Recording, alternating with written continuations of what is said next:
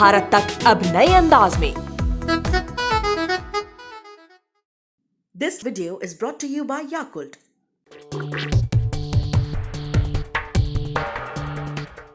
Yakult पाचन में सुधार और प्रतिरक्षा बढ़ाने में मदद करता है। प्रतिदिन याकुल्ट का सेवन करें।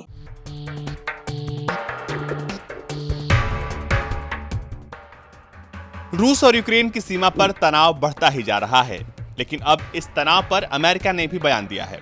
अमेरिका ने कहा है कि इस बार रूस ने यूक्रेन से लगी सीमा पर सैनिकों का जो जमावड़ा किया है वो असामान्य है।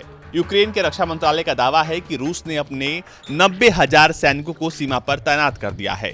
खासकर ये तैनाती यूक्रेन के पूर्वी इलाके में स्थित उस प्रदेश से लगी हुई है जहां पर अलगाववादी बागियों ने कब्जा जमाया हुआ है।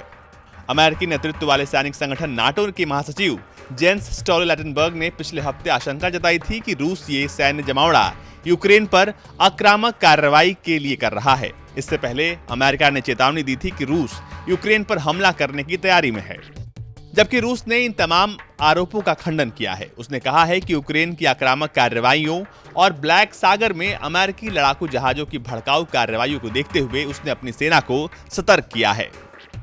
आपको बता दें कि रूस पूर्वी यूक्रेन में अलगाववादियों को समर्थन देता रहा है। इसी तरह की कार्रवाई उसने साल 2014 में की थी, जब उसने यूक्रेन के इलाके क्राइमिया को अपने देश में मिला लिया था। रूस यूक्रेन सीमा की स्थिति को लेकर यूरोपीय देशों में गहरी चिंता है। Think tank European council on foreign relations के वरिष्ठ फेलो गुस्ताव ग्रेसेल ने टीवी चैनल यूरोन्यूज से कहा, कुछ अहम सैन्य तैनातियों के मामले में हमें जानकारी सिर्फ सैटेलाइट तस्वीरों से मिली है, लेकिन ऐसी तस्वीरें बिल्कुल सटीक नहीं होती। लेकिन ये जाहिर हुआ है कि यूक्रेन सीमा के आसपास रूसी सेना का बड़ा जमावड़ा है। ग्रेसेल ने कहा है कि इस जमावड़े को रूस के हालिया उग्र बयानों के साथ जोड़कर देखा जाना चाहिए। रूस ने कुछ रोज पहले आरोप लगाया कि यूक्रेन उसके साथ हुई मिन्स्क संधि से हट गया है। साथ ही उसने यूक्रेन से अपने कुछ कानूनों को बदलने और दोनबास इलाके में रूस समर्थक गणराज्य को मान्यता देने की मांग भी रखी है। इससे यह संकेत मिला है कि रूस असल में क्या चाहता है।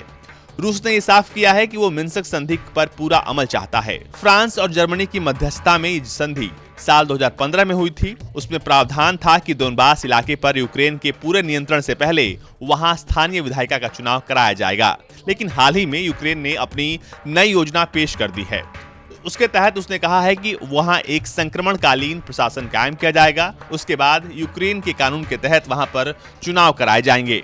वहीं रूसी विदेश मंत्री सर्गेई लावारोव ने फ्रांस और जर्मनी के विदेश मंत्रियों के साथ अपने पत्राचार को जारी कर दिया है। उन्होंने ये बताने के लिए ऐसा किया है कि मिन्स्क संधि का उल्लंघन यूक्रेन ने किया है, इसलिए इस मामले में रूस पर पश्चिमी देशों की तरफ से लगाए जा रहे आरोप बेबुनियाद हैं। रूसी राष्ट्रपति व्लादिमीर पुतिन ने भी आरोप लगाया है कि पश्चिमी देश यूक्रेन को लेकर टकराव बढ़ा रहे हैं। सुपरवाइजर का कहना है कि दोनों पक्षों के इन दावों के बीच स्थिति लगातार चिंताजनक होती जा रही है। यूक्रेन में युद्ध की आशंका हर रोज गहरी होती जा रही है।